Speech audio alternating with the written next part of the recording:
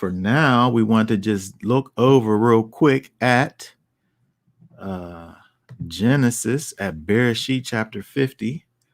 We'll just look at, like I said, we'll just talk about it. There's a overarching principle that I did want to bring out real quick that we'll deal with inside of that. And then we'll, like I said, we'll go over to the New Testament. Let me pull up Genesis 50.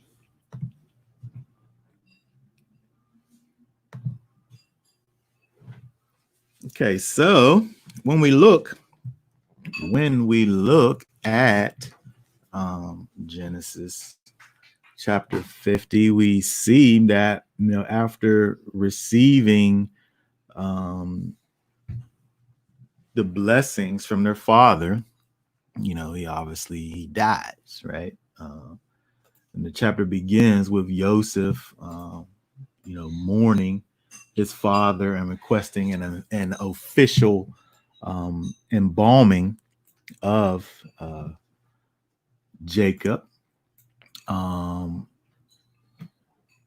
And because of the oath that he swore to his father, he had to make preparations to get him back over to the land where the burial site was, right? So they had to prepare the body, which took a number of days. It says in verse 3 that it took 40 days to do the embalming process. We don't know what that entails, but 40 days is obviously it's quite an ordeal. He got this in an official embalming situation. So they go and they mourn, as they do. They got together all of the men and things, the brothers and all went down to bury the sons, and the people of the households of Israel went and they prepared and went to go and mourn in the land where they were taking Jacob for 7 days. But if we look over here, let's see, down here in verse 19, something that I wanted to just talk a little bit about. Chapter 19. Let's see, let's see here, pull it up here. Chapter 19. Verse 19, chapter 50. Hold on 1 second here. Let's see here. Can we have you read for us verse 19? Hold on. Verse 18 and 19, I should say. Sorry.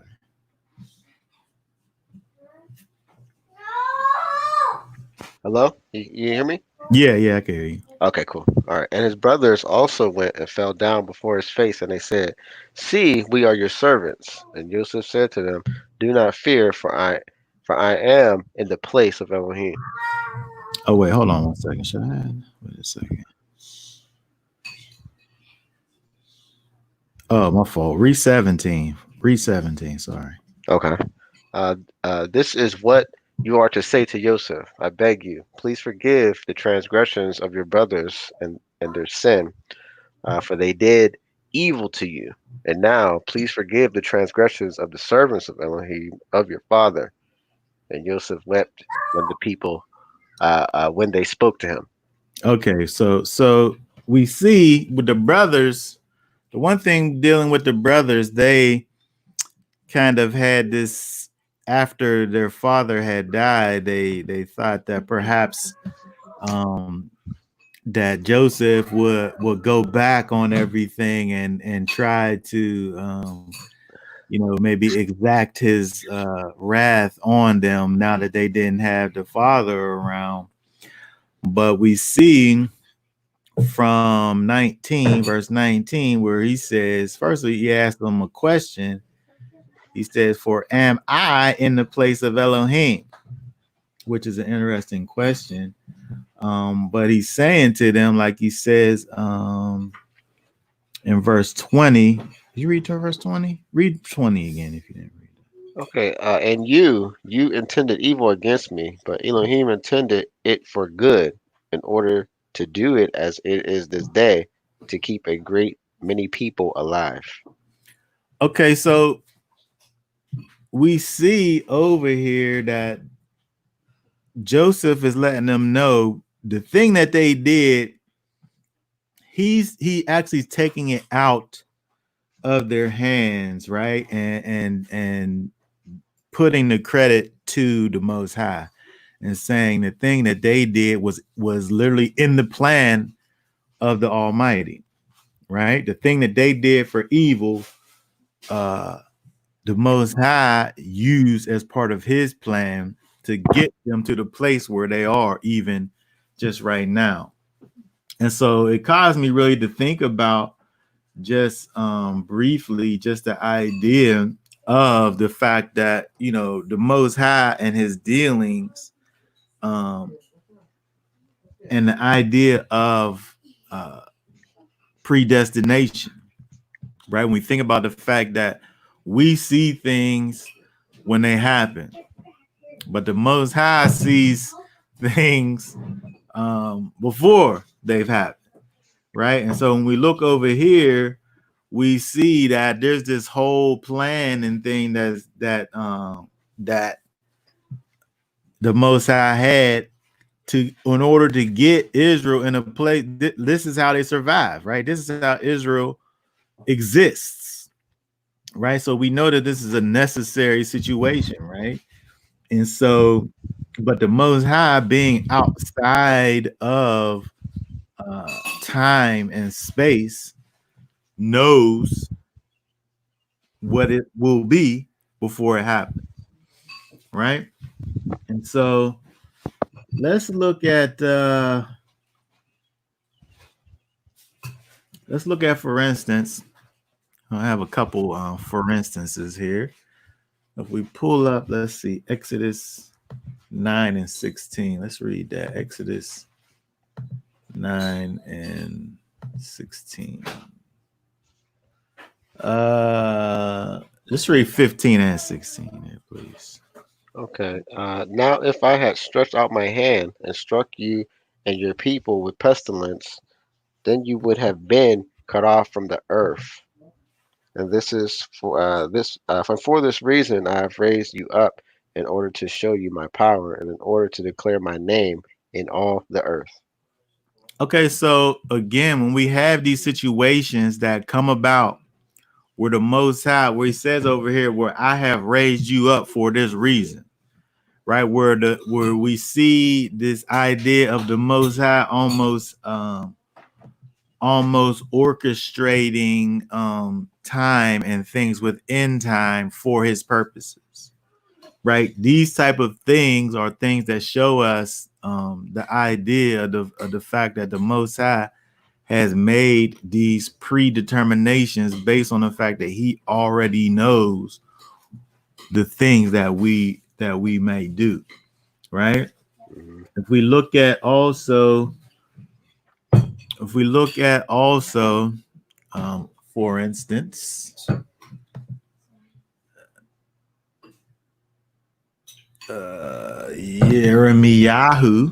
Jeremiah 1 verse 5.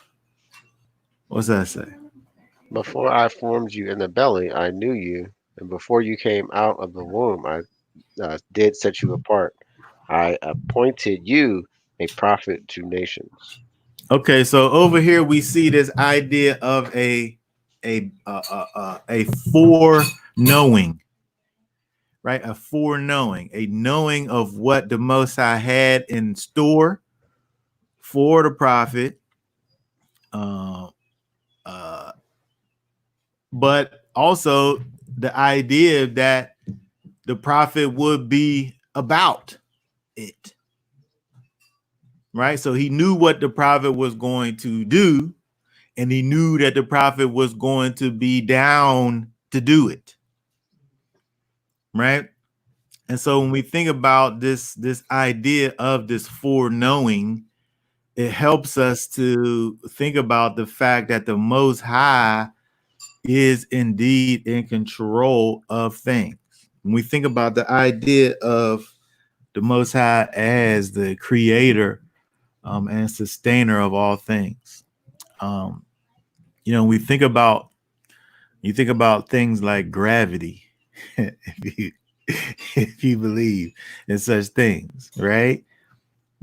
It's something that has to be maintained, right? If you think about the idea of planets, um, the Earth, revolving and rotating and moving along in space, right? These are things that have to be maintained, right? That the Most High is in control of these things, right?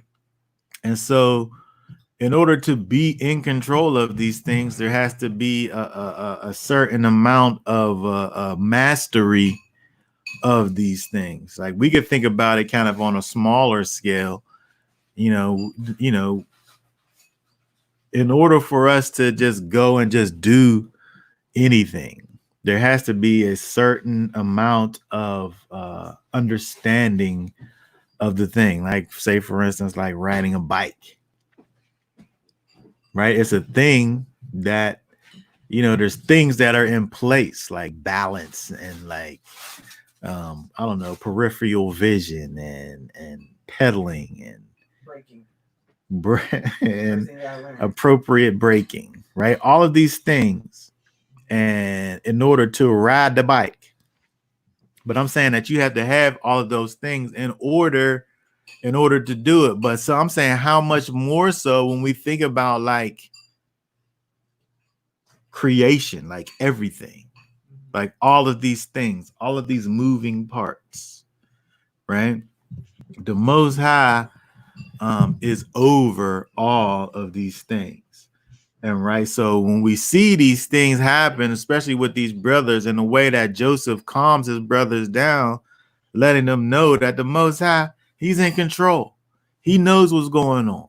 You guys sat up here and tried to do this thing to me, but and meanwhile, you was just doing a thing that the Most High had preordained to be done so that they could be in that particular moment that they was in. Right. And so when we think about if even if we just think about the very idea, because we looked at Jeremiah, just the very idea of prophecy in general, it's about the Most High having this knowledge of things that didn't happen yet. And then he shares those things with the prophets, right? So that they can know, right? Because he knows what's going to be, right? It's not just like a lucky guess, right? He literally knows what's going to be. And then he shares that with the prophet. Even when we look at Joseph and the story of Joseph with these dreams, right? When he had all of these dreams of things that would happen.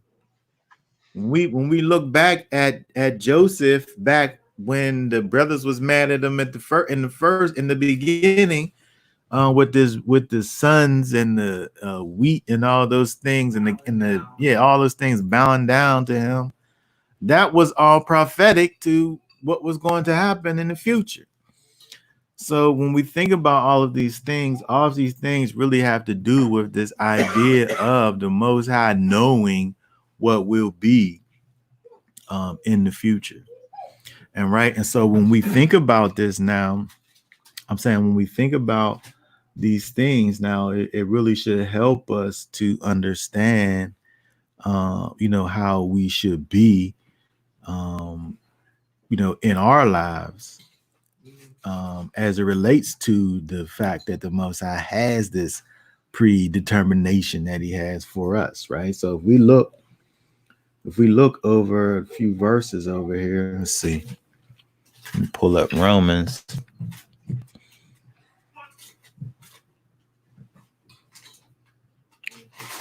Romans 8. Read for us, let's see, 28 through 30. Okay, and we know that all matters work together for good to those who love Elohim, to those who are called according to his purpose, because those whom he knew beforehand, he also ordained beforehand to be conformed to the likeness of his son, for him to be the firstborn among many brothers, and whom he ordained beforehand, these he also called, and whom he called, these he also declared right, and whom he declared right, these he also esteemed. Okay, very good. So over here we see this idea of in 28 here, this idea of this knowing beforehand. Right? It's the same thing we see with we look back at Jeremiah. It's the same thing we think of with the idea of prophecy. It's the same thing we think of with the idea of Joseph and his brothers, who they were looking at things, which kind of will lead us into what we're going to be talking about with in the New Testament reading. But the brothers were just looking at things from just this carnal perspective and not understanding the spiritual perspective, the things that's going on in the spirit realm that can't be seen, right? And so we see these things going on, right? We see things going on, and we think about just like the brothers, they saw, their father, their protector, the one that was keeping everything together, is now dead. What's gonna happen? What now? What's our next move? Is Joseph going to take us out? Like, um, They thought he was carnal like them. well, That's like what they would do. that may be what they would have done, but I'm not sure they was thinking about it like that, right? They basically, I'm saying that they weren't thinking about things from a spiritual perspective, right? And so what Joseph had to do was kind of level the situation and let them know that um you sat up here and you literally did these things, but at the end of the day, the Most High is in control of everything. And so, when we're able to think about, even how things are for us in 2020, there's things that's going on, right? Whether it be whatever it may be.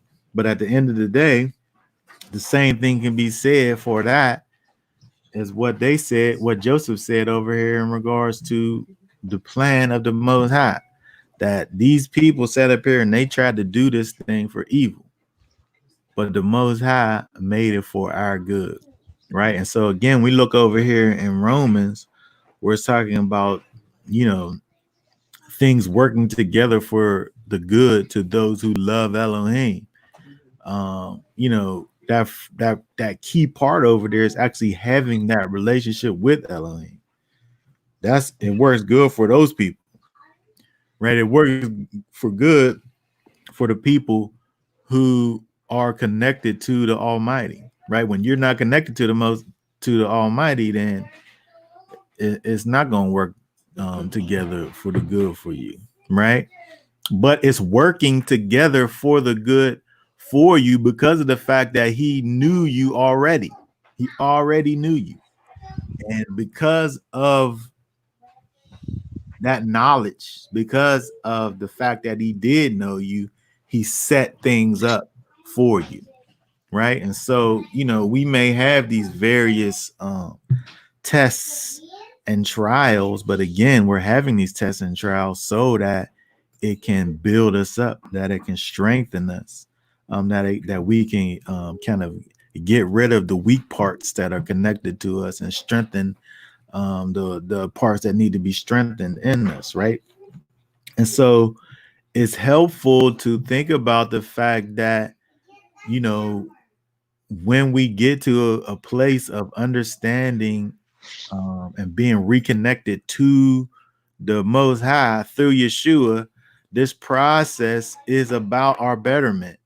So even though we go through things that can be hard for us, even though we go through things that can be trying for us, we have to understand that He already knew. And when He chose us, when we got chosen, when the chosen got chosen, that from that point forward, he's creating something that's beautiful, right? And then so things got to fall off, things got to be cut off, things got to be burnt off. And but it's part of the process, right? It's part of the process. Okay, so one last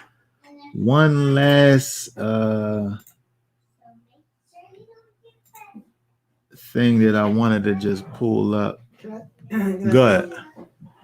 That Joseph didn't think he was above uh, the trials that he went through in his life. What you mean by that? Like he didn't think he was above being a slave or being a servant or being someone to be cast into a pit. Nah, he was able to accept wow. that this is what it took to get him to where y'all had him to be. Well, like some people get, we don't see that part, I guess. Well, I would only say that because he seemed like he swept the floors well. I guess that was from the what is it, that one movie? The cartoon. The cartoon. Oh my But goodness. he monitored the prisoners well. Yeah.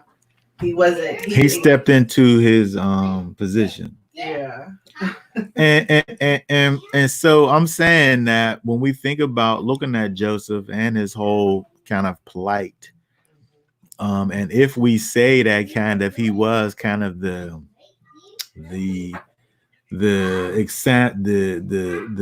example that we can look towards, that definitely will be something that we should be able to gain from that, is the fact that at least we could see at the end. We don't know what his journey was, but at least we could see at the end, even in the middle, that he had a spiritual understanding. So when he's able to look at this physical world with a spiritual understanding, it helps him to get through. Right? When he's able to know that the Most High is the one who's in control, then he's not afraid of what's going on, because he should have been afraid.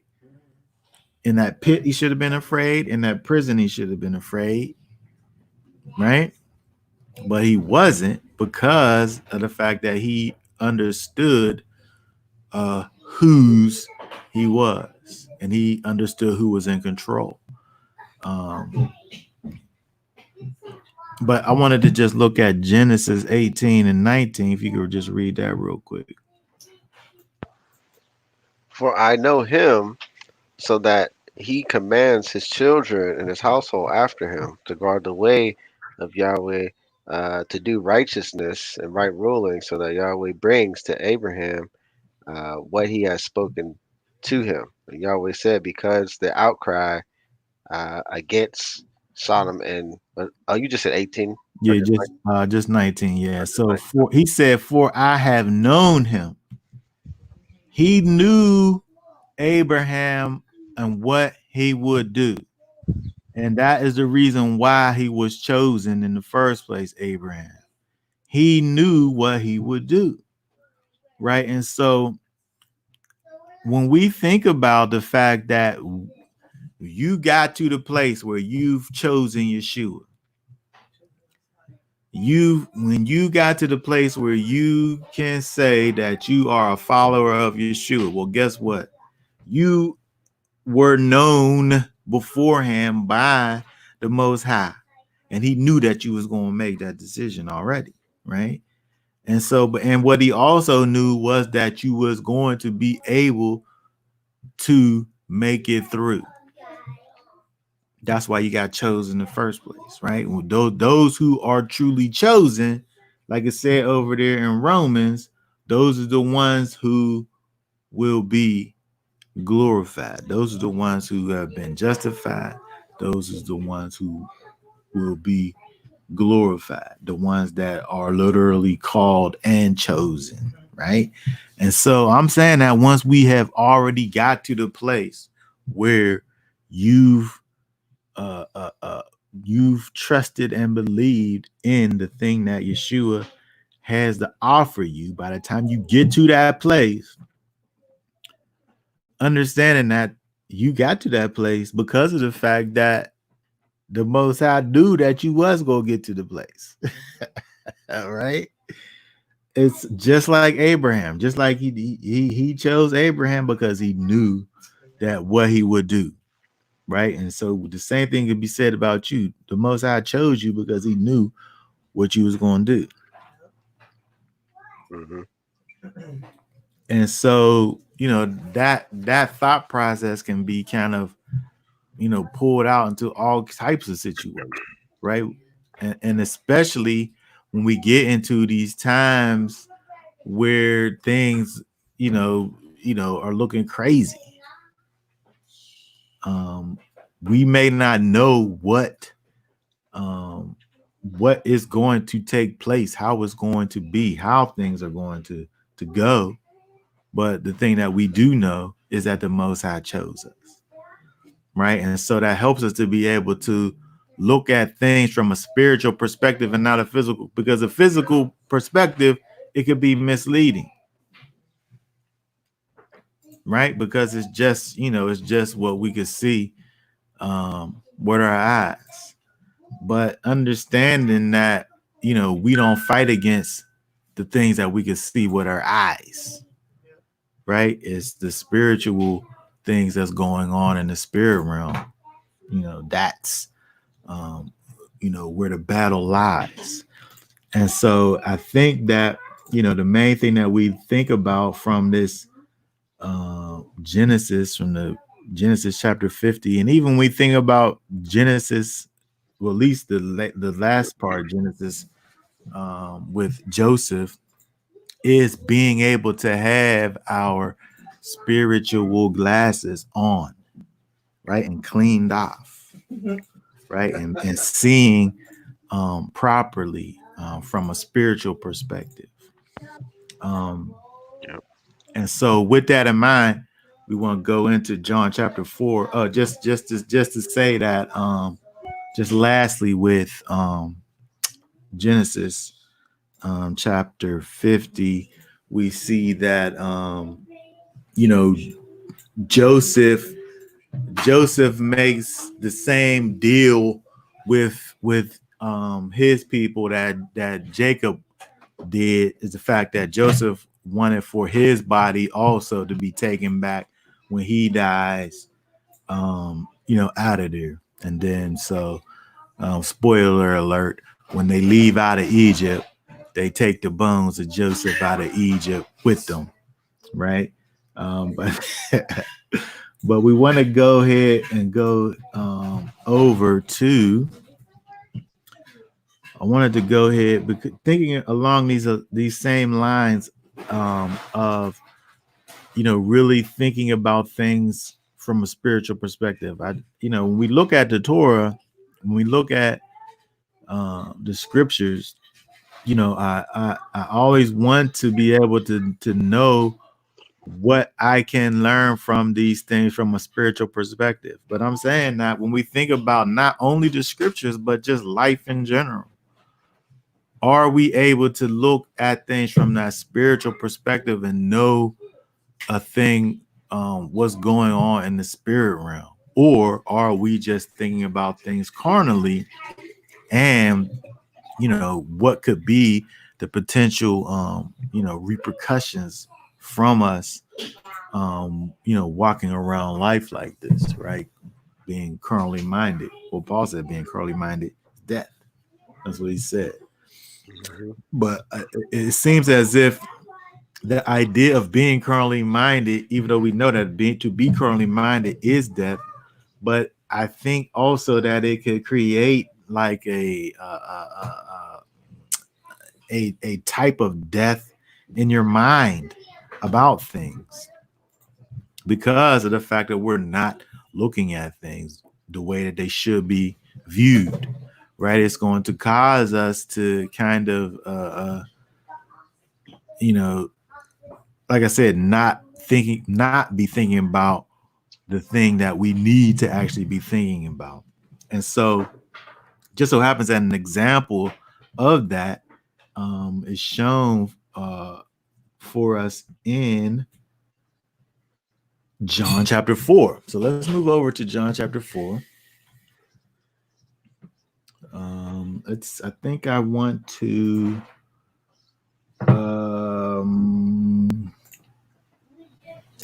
let's just read a little bit at a time here.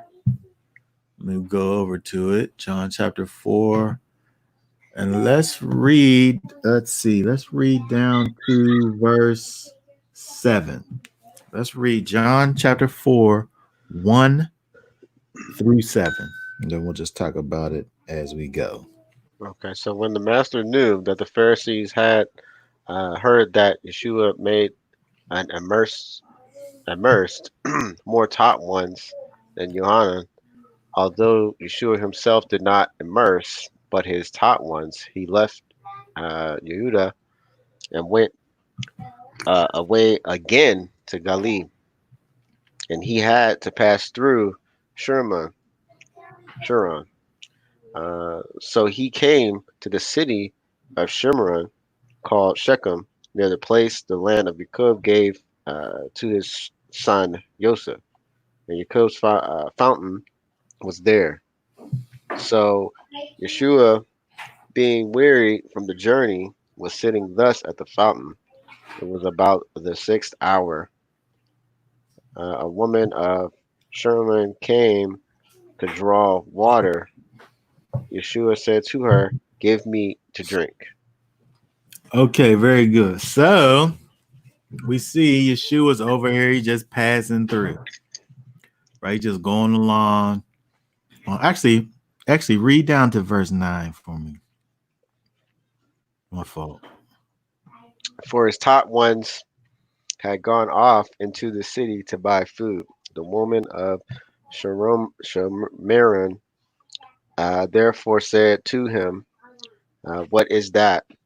Being a Yehudi, ask a drink from me, a woman of Shamaran?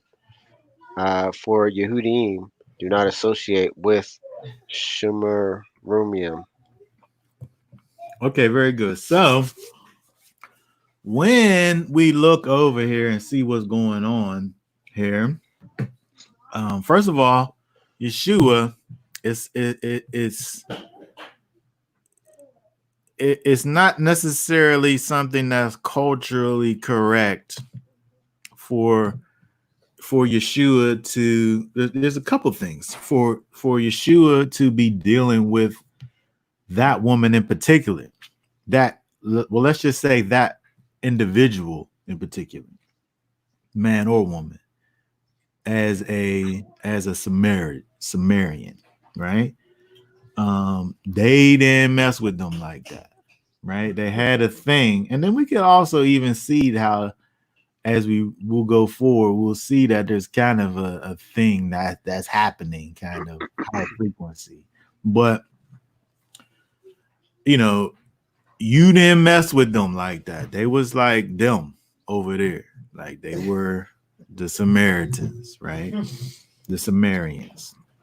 And so it's interesting that we see Yeshua, he's just thirsty. The guys, they went to get some food. I don't know where they at. They over there. And Yeshua's just hanging back, waiting for them to come back. And he just wants some drink, right? So he don't really care about these social norms and cultural things that's going on. He just want to get some water, right? It don't matter. But also another thing that we see with these, if you was like a rabbi, a teacher of people, typically you wasn't really dealing with women, especially in like like a private setting like this. Like you didn't do that. Like so I'm saying that you got the idea that it was a Samaritan who they didn't mess with anyway, but Yeshua being this teacher where he has like this little this kind of intimate meeting with this woman with nobody around. Like this, it's just a whole bunch of things that's going on that just didn't go on, right? So the lady, she's just like, she's a little bit perplexed about it, about like why maybe from her side she wasn't as like uppity. I don't know. She was. It wasn't like she was down for the meeting, but she was like, why is he down for the meeting? Like, yeah, yeah, yeah, yeah. And so let's see here. I have this thing here, which I don't have I have this commentary here from the Bible Knowledge Commentary and Exposition of the Scriptures, which says, surprised and curious, the woman could not understand how he would dare ask her for a drink, since the Jews did not associate with the Samaritans. The NIV margin gives an alternate translation in the Greek sentence with the word synchronote, which means to associate or use together. So the Jews did not use dishes Samaritans have used. This rendering may well be correct. There was a rabbinic law that they're able to trace back to 66, which would have been slightly after, stated that Samaritan women were considered as continually menstruating and thus unclean. Therefore, a Jew who drank from a Samaritan woman's vessel would become ceremonially unclean. It's just the thought process of the people at the time. That's how they looked at them, just as being just unclean. Right. And so we can think she really would be like, why would you come and ask me for some water? Yeah. Right. Right. You think you so much better than me, like, you know what I mean? That's how she could have been thinking, right? So, but we can think about this, thinking about Yeshua being who he is, right? Being Yeshua, right? This is an act really of just pure favor that he's having towards her, right? That he would even ask her to serve him, right? Understanding who he is, which he kind of brings up, understanding who he is, it really should be her honor to serve him in any capacity. But the same thing can be said when we think about it from our perspective in terms of us being these people who really aren't worthy to be representatives of Yeshua. And yet and still he chooses us in spite of the fact of who we are.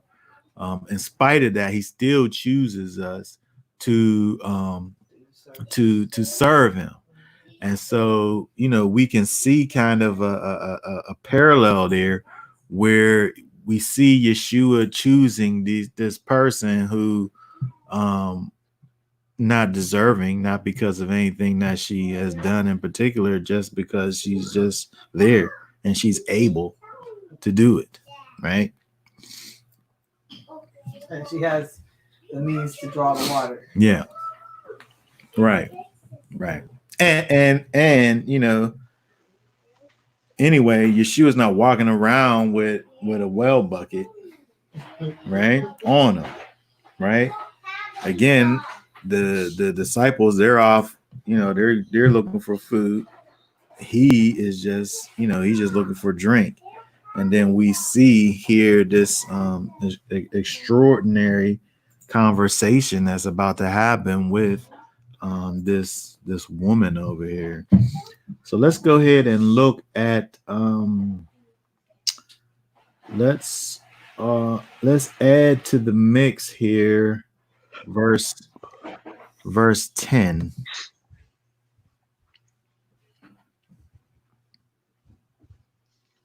It says, Yeshua answered and said to her, if you knew the gift of Elohim and who it is who says to you, give me drink, you would have asked him and he would have given you living water. Okay, so I wanted to think about the fact that over here, one of the things that Yeshua over here is obviously referring to his own self is as being the gift of Elohim, right?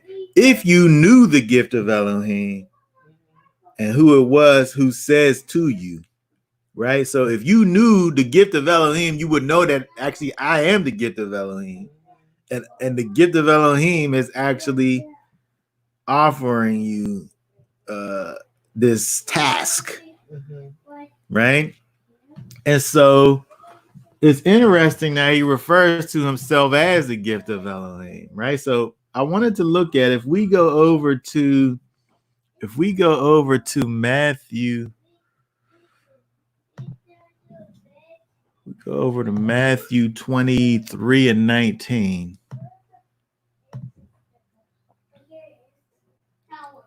Let's see here. Let's just read 18 and 19. It says, and whoever swears by the slaughter place, it does not matter, but whoever swears by the gift that is on it is bound by oath. Fools and blind, for which is greater, the gift or the slaughter place that sets the gift apart? So this gift here is here. Let's see here. This gift here is, let's see if it's the same one every time. That says gift, are both 1435. It's Doron, right? Which is a present, specifically a sacrifice, a gift and offering, right? So this over here gift is this word Doron, which is meaning a sacrifice, right? Mm-hmm. So if we go back over here, remember that was 1435. If we go back to where we were in John chapter 4, verse 10, this gift over here is 1431, which actually is a related word. It's from the word that we just looked at, a gratuity gift, right? So these words are connected to each other, right? And so when we think about the fact that Yeshua saying that he's the gift of Elohim, we could look at it as him just being the gift of Elohim. But then if we understand what the gift of Elohim actually is, we can also understand that there's a great sacrifice that's connected to that, right? And so just like when we look at what John had to say about Yeshua in terms of saying that that's the Lamb of Elohim, and again, there not being any talk of anybody being a Lamb of Elohim. This is something that's exclusive to Yeshua. Again, understanding what that is, understanding the fact that Yeshua being the Passover lamb, right? The ultimate sacrifice for um, his people, right? For redemption. And so again, he says, if you knew the gift of Elohim, he's already calling for her to think about something from a spiritual perspective, right? If you really knew who I was, if you really understood who I was, first of all, if you even knew anything about the gift of Elohim, period. Not even dealing with Yeshua being the gift of Elohim, but if you even just knew, if you even knew what the gift of Elohim was, your whole conversation would be different right now, is what he's saying. Mhm. And who it is who says to you, right? It's like this thing is like compounded. If you even knew about this, what the gift of Elohim is, if you even knew about that, and above that, who it is that's talking to you, and above that, that those two things actually is one thing, right? If you knew, he says, you would be asking me, and I would give you living water, he says, right? If you, but we need all of those other things, those prerequisite things to happen first. He's calling for her to think spiritually minded over here. I'm not sure if she makes that transition, but but that's what he's calling for her to do when he sits up here and says, if you knew the gift of Elohim and who it is who says to you, give me drink. That's code for, I need for you to think about things from a spiritual perspective right now. Because I'm about to go in on you. I'm about to drop some jewels on you. If you will only just open up your mind and take out your spiritual glasses and spray some of that stuff on there and wipe the film off and then put them back on so that you're able to see properly. Mhm. Okay. So when we look over here and we see Yeshua, um, he's talking about this living water, right? He said he, which is his own self, he, the person who uh is the gift of Elohim, he would have given you living water. So you want to think about this whole idea of this living water for a minute. Let's look over at Yirmiyahu. Uh let's see here. Oh, look, it's right here. Look.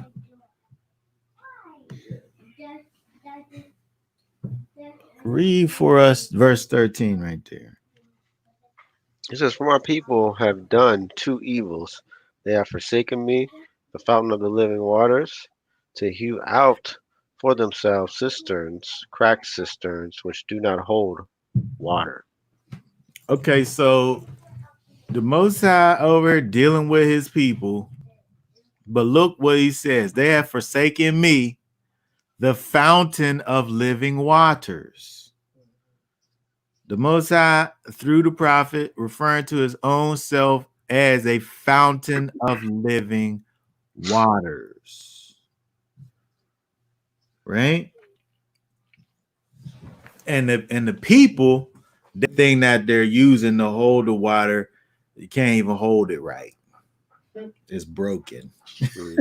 right? That reminds me of how the Torah is supposed to be boundaries, and whenever it gets defiled, that means there's a crack in the boundaries. You know, Yeah. that's the word picture for to defile, and just the fact that these people have these cracks in this structure, which is supposed to be support. Yeah. And so thinking about Torah, thinking about that over here, and the fact that the Most High talks about himself as being um, living water. Yeshua said he was going to offer to this lady living water.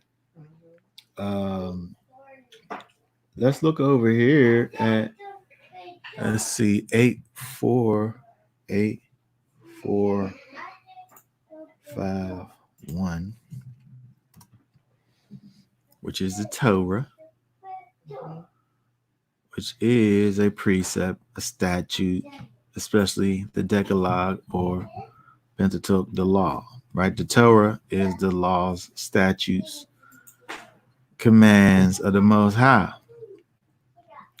So let's see this right over here. This is the word upon which the Torah comes from. So the Torah is a derivative of this word. 3384, which is what? Yara, which is to flow as water, that is to rain, transitively to lay or throw, an arrow, that is to shoot, to point out as if by aiming the finger, teach, archer, cast, direct, so on and so forth. But you talking about to flow as water, flowing as water would flow. If we was going to think about living water, we would think about flowing water, right? And so when we think about the fact that the Most High is telling his evil people that he is the source of living water, he's the source of flowing water. We look over here at Yeshua, where he's talking about this lady who's about to get this water out of this cistern with her bucket, and even give him some, that he is actually able to give her this living water, this flowing water. Now, again, remember, Yeshua, he wants her to think about things from a spiritual perspective, right? So when he's sitting up there talking about living water, he's not really talking about water, literally, right? He's talking about what it represents. And what it represents is the character of the Most High. That's what it represents. It represents the character of the Most High that's alive and that flows, that moves. It's not, it don't just sit still and stagnant with bugs and stuff growing in it. It's fresh, right? If I sit up here and put some water in a cistern and put it in the backyard, Yeah, cover it up, or it's gonna get nasty. yeah, yep, you don't cover it up. It's just Hmm. gonna get nasty every time. It's just sitting over there. It's gonna be like a mosquito reservoir. Yeah. Yeah. It's gonna be a farm for bugs and things, right? But if it's flowing, right, it's life. Yep. It's something that's alive, is moving, right? It's not just, if you just sit up there and just lay around, you about to be dead pretty soon. But if Yeah, you that's moving, deep. When you look at the when you look at like yeah, just water in general, lakes and streams and stuff, and like, that's like the best water to drink. They like that's the purest water to get you nutrients, and you think like it'd be like dirty stuff floating in that water, but it's like it's being clean because it's moving, it's being filtered through the rocks and all kind of stuff. Mhm. So yeah. And so again, when we think about that again, he's talking to her and he wants her to think about these things from a spiritual perspective, right? And so again, he's not literally talking about water, but he's talking about what can be represented by the water. And again, we're talking about this living, striving, moving thing, right? That's not stuck in a particular place, but moving and alive, right? Hmm. He's talking about the spirit, right? And so when we think about this whole idea of this living water, this alive water, he's trying to get her to think about things again, spiritually speaking. Let's look over here. Let's look at Romans 7 and 6. What's that verse say right there? But now we have been released from the Torah, having died to what we were held by, so that we should serve in newness of spirit and not in oldness of letter. So when we think about this whole idea of the spirit and what Yeshua is trying to bring out, um, and the woman from Samaria's understanding is the a spiritual renewal that he's saying that she could have access to if she will only just uh want to receive the thing, right? um he's saying if your spiritual eyes was open, if you knew who you was looking at, you would look over here to me and try to figure out how you was able to get some living water and not be sitting up here messing with this cistern, right? If you knew who you was looking at, you would be trying to get access to the ruach, that thing that causes you to live and breathe and be alive. Yep. Have a clear vision of everything. Yeah, but when we look over here at back in John, let's see what the lady says. She didn't get it. Let's see, John 4. Read 11. Read verse 11. It says, the woman said to him, Master, you have no vessel, and the well is deep. From where then do you have living water? Oh my goodness. What's wrong with her? She don't get it. Like she don't know what's going on, right? She's lost. She didn't Hmm. everything he's talking about just going right over her head, right? She the Hmm. one with the vessel. Hold on, master. You ain't got no vessel. How you gonna give me living water? You ain't even got no bucket to dip in there with. Yep. But again, they not talking about the same things, right? It went from here, lady, give me some drink. It went from that to you ready for some heavy spiritual things over here. Are you ready? Right? But Yeshua, the thing about Yeshua, he ain't giving out nothing for free. He ain't out here giving out nothing for free. Now, if she would have inquired correctly, she would have got some more, right?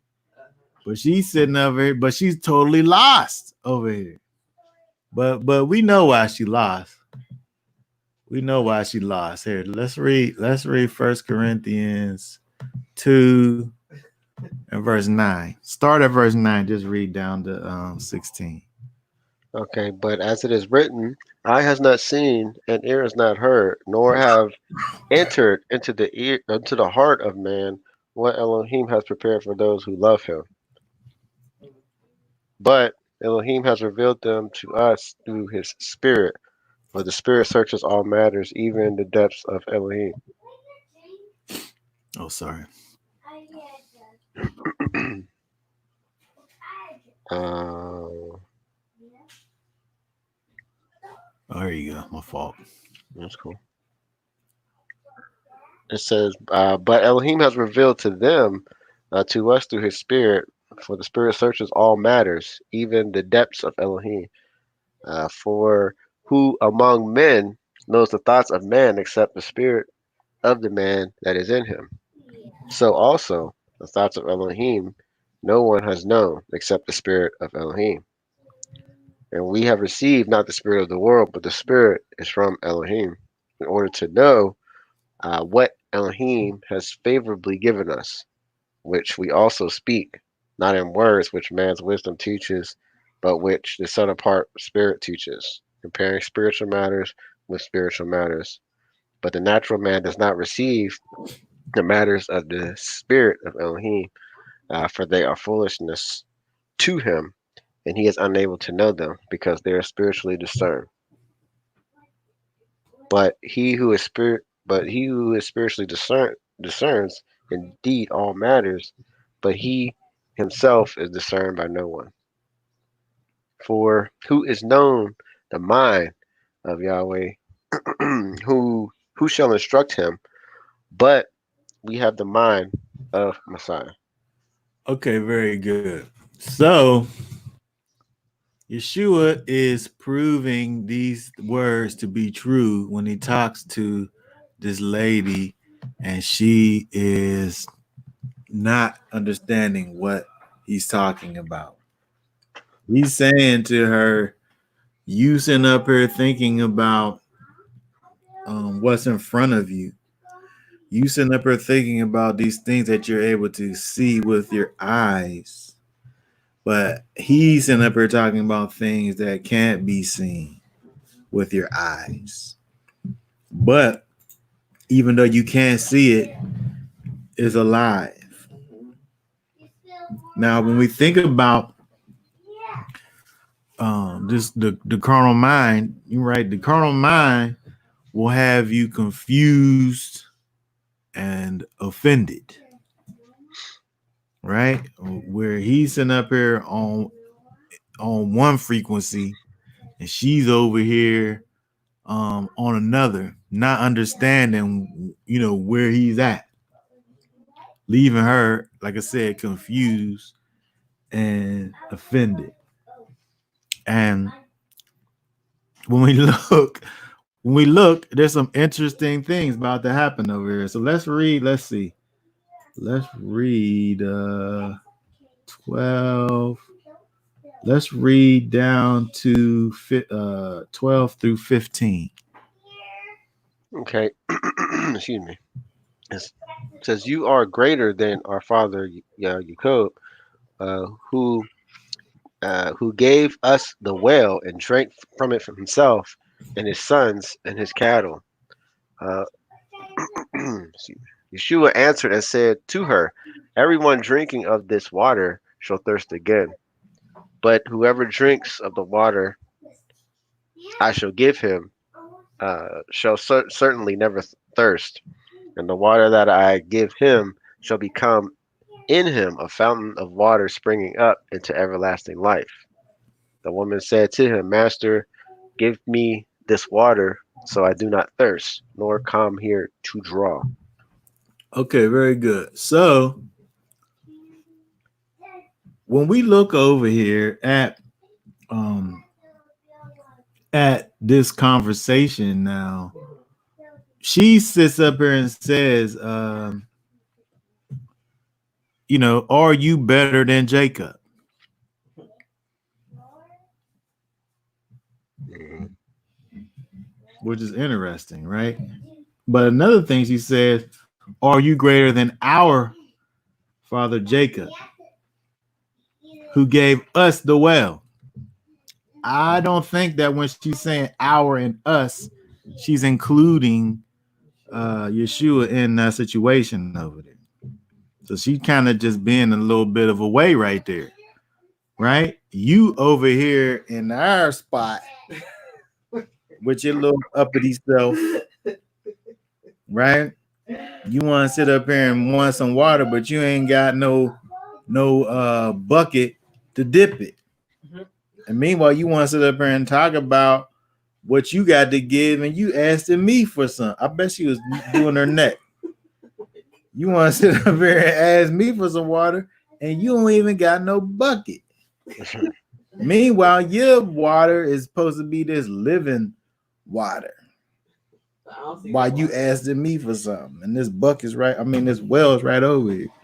Is you better than Jacob, who gave us the well and drank from it? He drank from it his own self.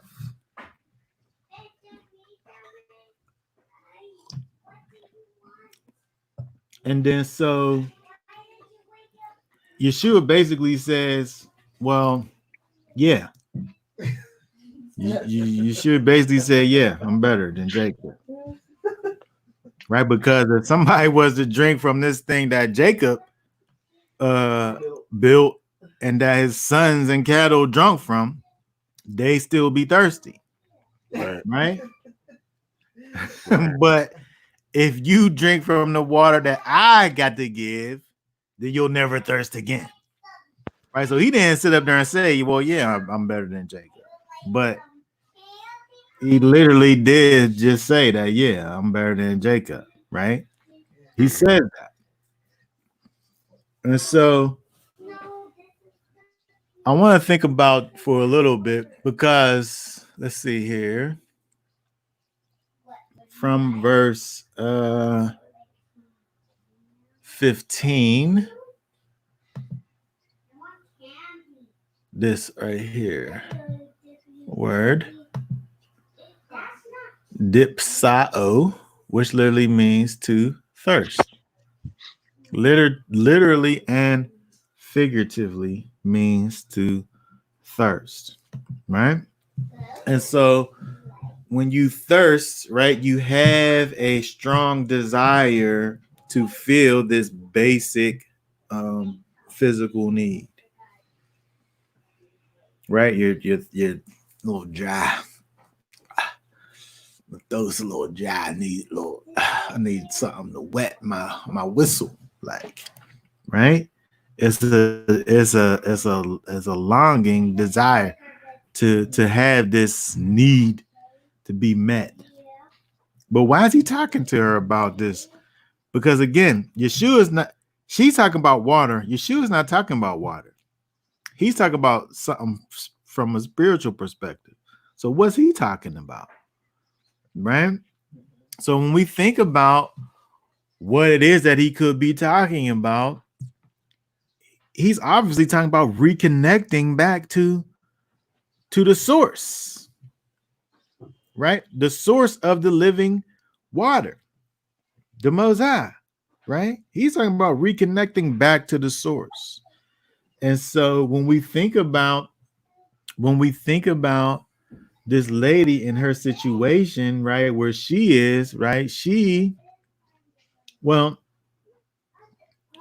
even without just thinking about her, we'll get back to her. But when we think about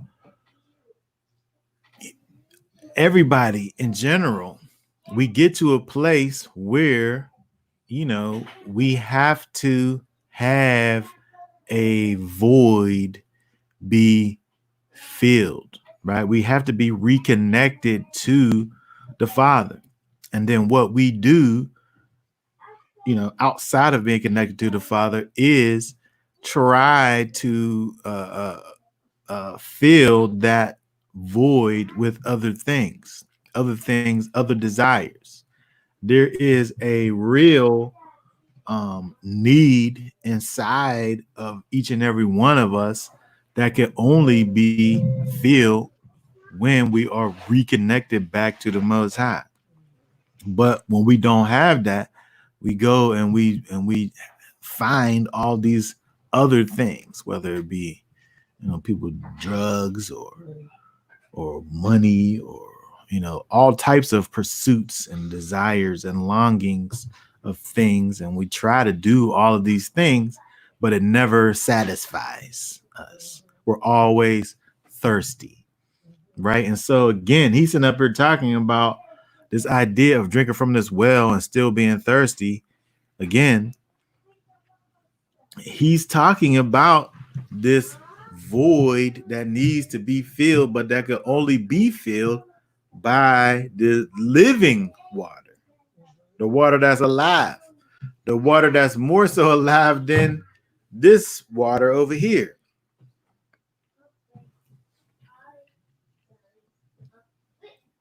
I want to look at real quick because I thought about this over here. Let's read Jeremiah real quick. Jeremiah, let's see, 17, 1 and 2. Can you read that for me? 17, 1 and 2. Yep. The sin of Yehuda is written with a pen of iron, engraved with the point of the diamond on a tablet of their heart, and on the horns of your slaughter places, while their children remember the slaughter places and their Asherim by their spreading trees on the high hills. Okay, the think about is Judah at this time that the prophets over here speaking with this. It says written with a pen of iron, engraved with the point of a diamond on the tablet of their heart. It's interesting that you have these kind of things, a pen, but it has this hard substance that is using to engrave, right? With the point of a diamond like being the sharpest thing that nothing else could cut. This thing, using this to write on your heart. But we're talking about sin. So we're talking about sin being written, engraved in the heart of this people, right? You're talking about this deep, embedded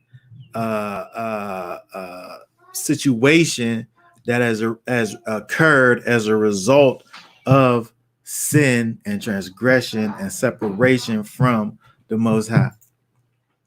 This thing that's basically tattooed to your being, right, as a result of sin. And so the same idea we could think about with this idea of being separated from the Most High, where you have this kind of built up thing that's embedded on the inside of you, that's near impossible to be removed, because that thing has been etched. It's been etched into your being, right? But again, when we think about over here with this idea of being thirsty, we can also connect with this whole sin being etched into your soul as being something that's also kind of causing or perpetuating this longing and this striving and this thirsting for more, right? And so Yeshua over here is telling this lady, you are going to keep on thirsting. You're going to keep on longing because you're reaching for the wrong thing. You're going after the wrong thing. You're not actually going after the thing that's going to help you and cause you to not be thirsty again. Actually, you're going towards the thing that is going to cause for you to be thirsty again. And so when we think about Yeshua and his words over here, he's sitting up here, he says that he's talking about a well springing up. Like you're going to go from a place where you have to go out and search and seek for water until you get to a place. If you was to come over here to this thing that I'm talking about, you'll be able to get to a place where you yourself are a well that springs up. The water is there. It's self-contained. It comes out of you. Water in you springing up. And again, she doesn't have any idea what he's talking about. Not a clue. She's thinking about all that she wants for. She's thinking about all the times that she got to go and get this water with this bucket and fill it up and take it back to wherever she's from. And she's like, show me where it's at. Show me how I could get it. But even though we see her saying, show me where I could get it, we already know that she never got on board what he's talking about. She's still off just in the natural realm. So when Yeshua's sitting up here talking to her about this living water, and then she even accepts, she's not there. She don't know what he's talking about. She says, Master, give me this water so that I do not thirst, nor come here to draw. They're not talking about the same thing. Nope. And then Yeshua, now he done flips it on her. He says, read down to, let's see, 16 through 18. It says, Yeshua said to her, go, call your husband and come here. The woman answered and said, I have no husband. Yeshua said to her, you have said, well said, I have no husband. For you have had 5 husbands, and the one whom you now have is not your husband. What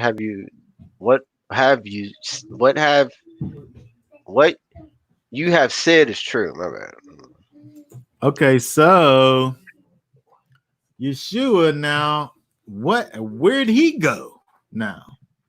Why'd he start talking about go get your husband? What made him do that?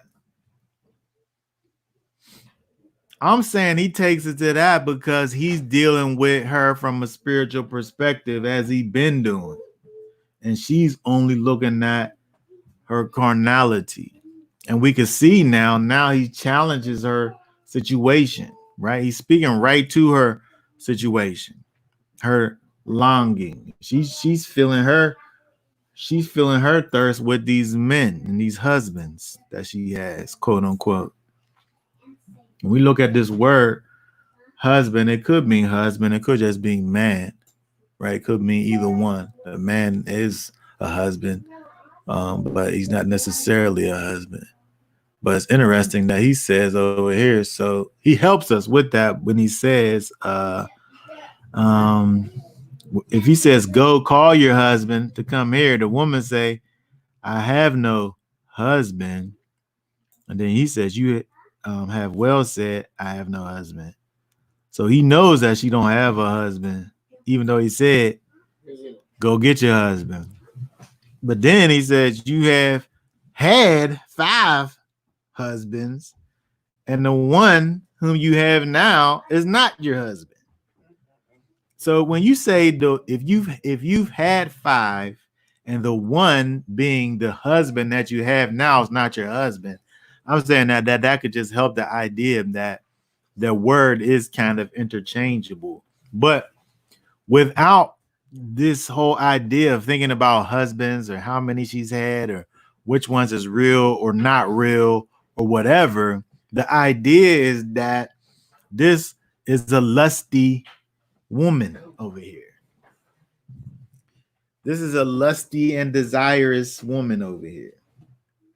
And Yeshua is speaking directly to her lusty and desirousness. And we can see over here, this is the manifestation of that, right? Where he begins by telling her that I can ease your desires. I can help you where you actually need help at. I can help you. But she don't see it, right? She don't see it, right? She don't understand. She's still in the carnal. And so, when we can think about how this can be a reality. You go and and you try to deal with somebody and you try to talk to them from a carnal perspective, I mean, from a spiritual perspective, and all they hear is the carnality of it, right? And all they perceive from your spiritual talk, only thing they get out of it is confusion and offensiveness, right? People get offended when you say something about their situation, right? When you speak into people's lives, it's offensive to them. Or they try to attack you to deflect from themselves. Like she did. She did that. Well, Jacob's well's over here. He built this well for us, right? She did that. But that's what people do. Better than our father. Yeah, right. That's what she did. And she's missing the whole situation. So then Yeshua takes it a step further and he says, Oh yeah, well, why don't you go get your husband then? Oh, my bad. Which one you gonna bring again? Because you got 5 of them. One of them ain't even your husband, right? And then look what happens. Let's see. Read. Let's see. Read 19 and 20 over here. My bad, I was on mute. It says, the woman said to him, Master, I see that you are a prophet. Our fathers worship on this mountain, but you, but you people say that it is Jerusalem, is the place where one needs to worship. Okay, you see what she did right there? She just totally left the thing that Yeshua brought up. She ain't thinking about this whole husband situation and lustiness and desirousness, thirstiness. She left that whole situation alone. Oh, you're a prophet. But what about this? Mm-hmm. I see that you're a prophet, but what about this other situation? She totally flipped it on him, didn't she? Yep. She ain't heard what he said. Well, she heard it, but she she definitely wasn't trying to talk about it. She Yeah. changed the subject on him, didn't she? She switched it up real quick. Oh, wait, you a prophet.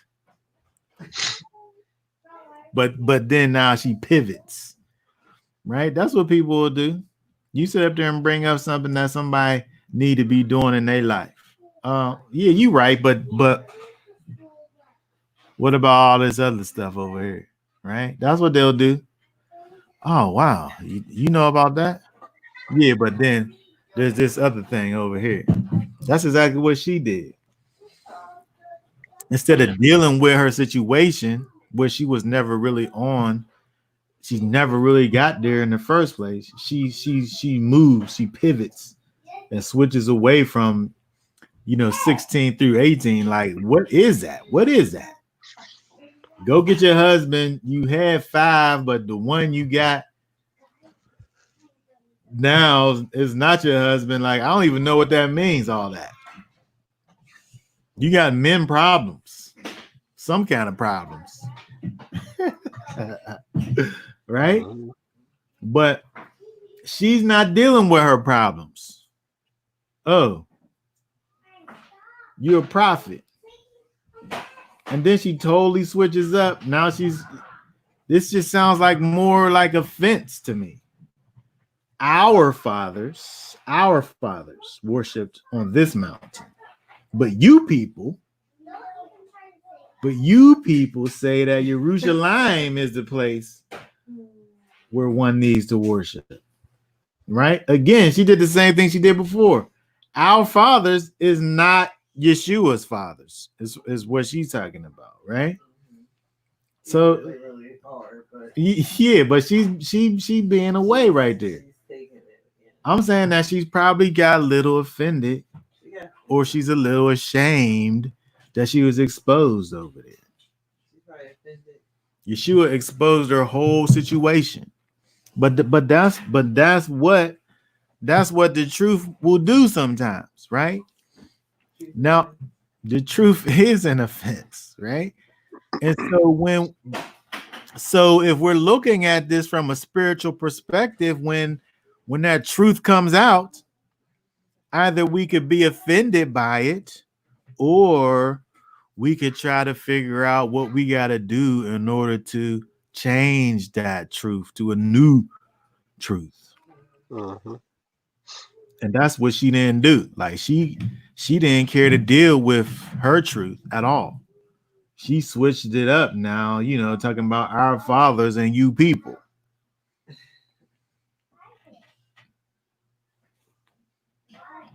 And then Yeshua now he's bringing it home over here in verse. Read for us. Let's see, 21 down to 24. Yeshua said to her, Woman, believe me, the hour is coming, and you shall neither on this mountain nor in Jerusalem worship the Father. You worship what you do not know. We worship what we know, because the deliverance is for the Yudim. Uh, but the hour is coming, for now is when the true worshippers shall worship the Father in spirit and truth, for the Father also does seek such to worship him. Elohim is spirit, and those who worship him need to worship him in spirit and truth. Okay, very good. So he said that those who worship him need to worship in spirit and in truth. So in John 14 and 6, it says that Yeshua said, I'm the way, the truth, and the life. Mm-hmm. Right? And so Yeshua is the truth. Yeshua is the truth. If we look at also in John 14, here, let me pull up John 14 and 23. John 14 and 23. Can you read that? Hold on. Let's see. Yeah, 23. So Yeshua answered him, If anybody loves me, he shall guard my word, and my Father shall love him, and we shall come to him and make our stay with him. Okay, so when we see this verse over here, Yeshua talking about the Spirit, the Comforter coming and dwelling, he said, we shall come to him and make our stay with him. So when we think about the Spirit,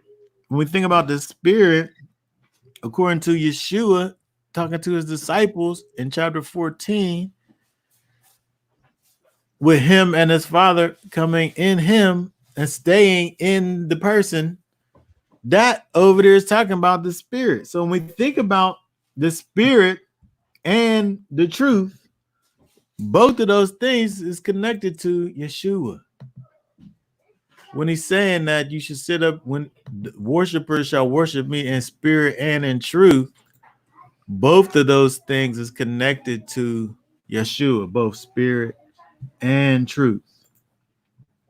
And so when we think about, how he even started talking, Yeshua even started talking at the beginning in terms of the idea of the gift of Elohim. And if you actually even know what the gift of Elohim is, then you will be wanting from me instead of me wanting from you. Right? We have to be able to get to the place of understanding that Yeshua wants for us to be able to deal with things from a spiritual perspective. Right? That's what he came to actually do in us, is to reconnect us back to the Father through the Spirit, right? Through having that spiritual awakening on the inside, which causes us to be able to move in the way that he would have for us to move, right? When we think about truth, we know that Yeshua is the way and the truth and the life. Well, also when we think about truth from a from a Hebraic perspective is emet, which is firmness and stability and trustworthiness, right? And so when we think about the idea of truth, it's talking about stability uh, uh, in the character of the Most High. Stability in the character of the Most High. The only way that we can have stability in the character of the Most High is to actually have the Spirit living and moving on the inside of us, like living water, right? The way that water moves and thrives and flows is a way that He would have for His character to live and move and flow inside of us, right? Again, He's likening the Spirit to living water. He was never talking about literal water the whole time. He wasn't. He was always talking about the Spirit, which is Him and the Father inside of you, and you allowing the Spirit to move through you, to flow through you, and manifest in and through you in this life. And so when we look over here with this thing that we see going on with Yeshua speaking to this woman, He's speaking to her from a spiritual perspective, and she never gets it. She never gets it. She goes away and didn't get it.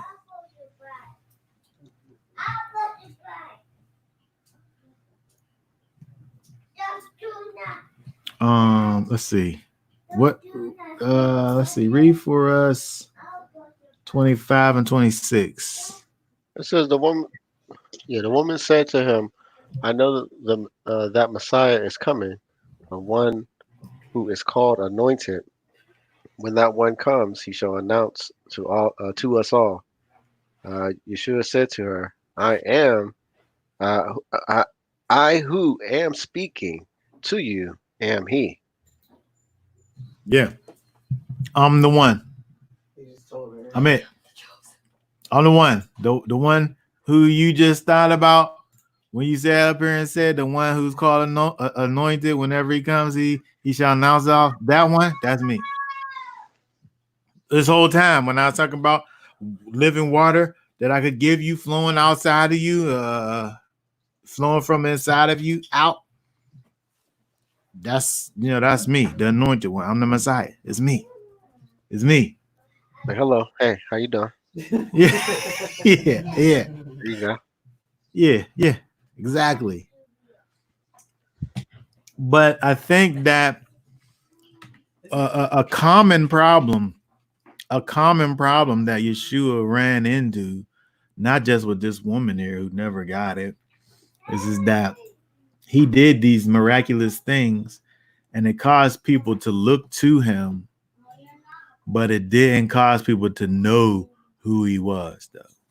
They looked to him for things, but they didn't. Yeah, miracles, healings, all that. Even her, she was astounded at the fact that he was able to know something that she never talked about, but she wasn't able to have him help her in any way in regards to it. And so she didn't really know who Yeshua was really, like who he really was, knowing him, right? But she was able to go and see that, oh, this guy's a prophet. Then she goes off. She could see that because he knows. So she goes off. But at the same time, his disciples is coming back. I don't even know if he got the water. She's doing all that talking. She should have been dipping too while she was talking. I think it talks about her leaving and she leaves the bucket. Here, let's let's read down. I want to finish up. Let's read down to let's see 27. Read down to 42. 27 to 42. It says, and upon his taught ones came, and they were marveling that he was speaking with the woman. However, no one said, what do you speak? Or why do you speak with her?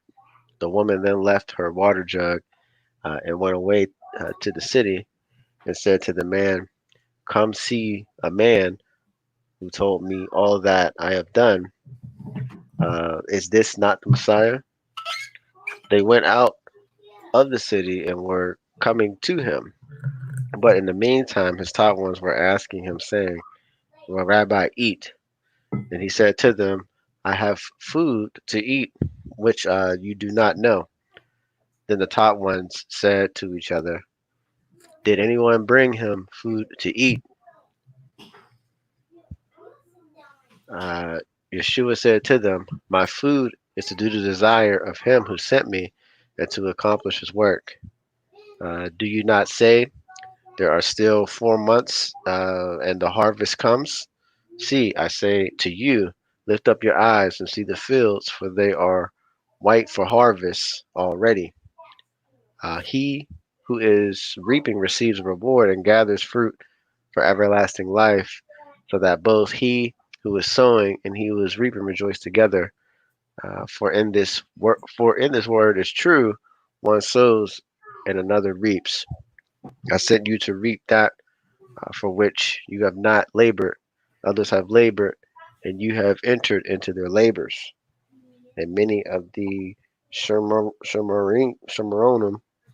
of that city believed in him because of the word of the woman who witnessed. He told me all that I have done. Therefore, when the Shemoronim came to him, they were asking him to stay with him, and they stayed there 2 days. And many more believed because of his word. And they said to the woman, we no longer believe because of what you said, for we ourselves have heard and we know that this is truly the Messiah, the Savior of the world. Okay, very good. So we see over here, Yeshua's own his own disciples. His own disciples now are kind of being like the woman at first. Whenever they come back, and I don't know, I don't know why, but the first 33 is funny to me. I think it just makes me laugh every time I see it. Like I could see them coming back.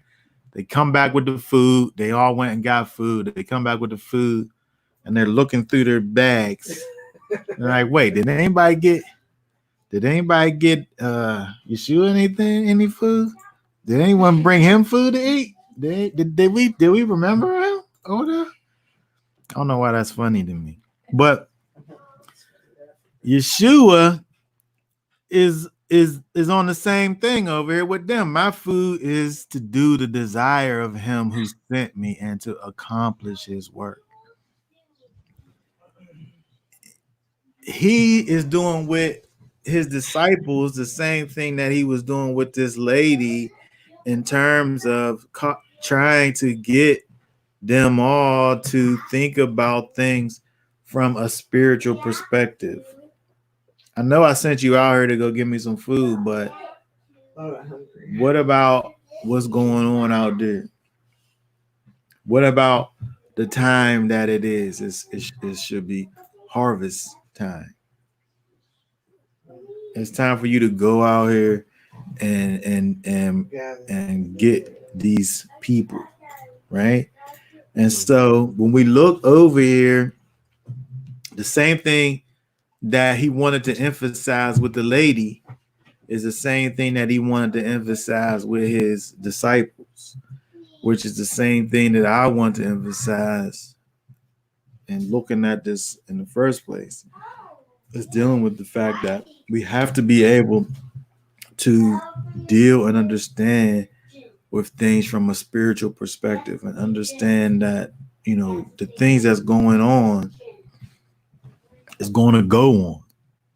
But what do it mean for us spiritually? Mhm. We got to ask those type of things. What is it that the Most High is going to have for me to be doing at this time? Yeshua, all he talking about is harvest. You said we're talking about this food, but what about this work to be done? That's my food. Is doing this work for the Father. Is that how we thinking about things? Like he totally didn't even think about like the basic situations and that was actually going on.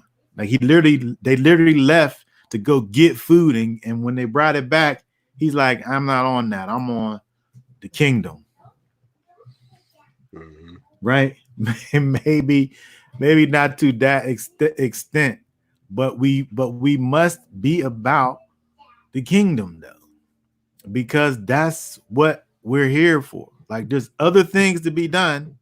Like we gotta do things. Like we gotta be able to provide for our families. We gotta be able to teach the children. We gotta eat food. We gotta drink water. But at the same time, we got to be able to be in a position where we can provide food and water for those that are in need. And I'm not talking about Aquafina, and I'm not talking about um, bread, town talk, right? We're talking about the bread, that the food that Yeshua was talking about is his father's business, right? The water that Yeshua was talking about is that spirit flowing on the inside of you and working and moving and causing you to be stable and um, what? Profitable too. Yeah, profitable. All of that. And so when we look at Yeshua, where he's calling for the lady to be able to rise up out of her situation, she wasn't ready to rise up out of her situation. She was ready to just say, "Oh, you're the Messiah. I'm gonna go tell people about you being the Messiah because you knew things about me." But she wasn't able to take advantage of who the Messiah was in terms of allowing him to be able to heal her from a spiritual perspective. People on that. People on that. Oh, wait. Oh, I'm Israel. Mhm. That's amazing. Let me go over and tell somebody else that they're Israel too. Good news. That's the example that we seen over here. And then they go from hearing about Messiah through the fact that he knows some things, and then the thing switched for them. They was able to know that he was the Messiah for their own selves. Mhm. But at what point does it get to the place of like spiritual healing? Mhm. Because that's what he came to do in the first place. I think a lot of people they don't actually, it's just it never really clicks. It's just you get so deep, and then that's all you're willing to go. You know. Yeah. But Yeshua is saying, what the point of all of this is that true worshipers worship in spirit and in truth. And when I think about this, I'm not even sure how you have one without the other. In other words, I don't know how you worship only in spirit or worship only in truth. I feel like when he's saying over there with the idea of worshiping in spirit and in truth, true worshipers, in order to be that true worshiper, you got to be that combination of the two. It's not as if you could just have truth. Like there's people who just got truth, and then there's people who just got spirit. But when we look at what the spirit is and we look at what truth is, both of those things is Yeshua. So it's not even as if you could have one and not the other. I don't know how you could. Maybe you could. I don't know that. When I look at that, it seems like it's a combination package. And so we have to be able to get to the place of understanding that Yeshua wants for us to be able to take advantage of the thing that he's made available to us, which is the Ruach HaKodesh, the Spirit, right? Which causes us to be able to flow and move and be alive and not stagnant and dead, but alive and moving in the character of the Most High, in his character, right? Alive in his character. He wanted for that lady to be alive in his character and stop having all of these problems with these husbands. But she was stuck over there. She'd rather just be that than where Yeshua was trying to take her to. Yeshua was trying to get for his own disciples to look. You never talking about where my food at. Where's the harvest at? They should have brought back some of the people from Samaria to him to learn. Yeah. And so the whole time we see with Yeshua in his dealings with the woman, with his disciples, and the point that he's getting across is that we have to get to the place where we're looking at things from a spiritual perspective. We're understanding what's going on in the spirit realm so that we could properly deal with what's going on in the carnal, the physical realm. What about his disciples wondering why he was talking to that woman? I know. Right. Exactly. That's carnal. It's just carnality. They come back. What you doing? What you doing talking to her? Like, what's up with that? What y'all talking about? Right. And so to me, it's just you just see the pattern, over and over again. We saw it in Genesis. We saw in Genesis with the brothers, the carnal mind, the carnal thinking. The first thing they think about, carnality, revenge, like unforgiveness. You're gonna take it out on us. Right? That's the first thing they thought. The woman, she sit up here, she's getting all offended and sitting up here talking about our fathers and you better than Jacob and all this, never getting it. The disciples, they sit up here, what you doing talking to her? Like, did somebody getting some food? Like, where's food at? Look in the bottom of the bag under the fries. That's where I thought I put him at. Meanwhile, Yeshua is about his father's business, right? We have to be about our father's business. Get what you got to get done. Get that stuff done. But while you getting it done, you be about the Most High's business. Right? Okay, so you got anything to add to that there, Elder? You want to? No. I pretty much covered it. Okay, that being said,